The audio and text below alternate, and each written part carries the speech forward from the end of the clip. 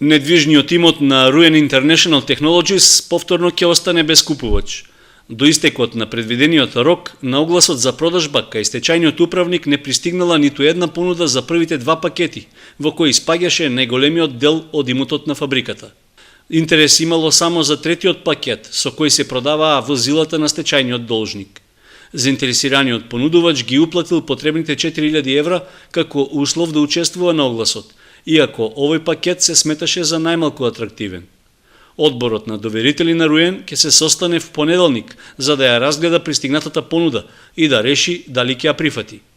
За сега останува непознато какво ќе биде решението за останатиот имот на Ruin International Technologies, кој се продаваше по петти пат, при што не беше определена почетна цена, туку купувачите требаше да уплатат определен минимален износ за да се квалификуваат за купопродажбата.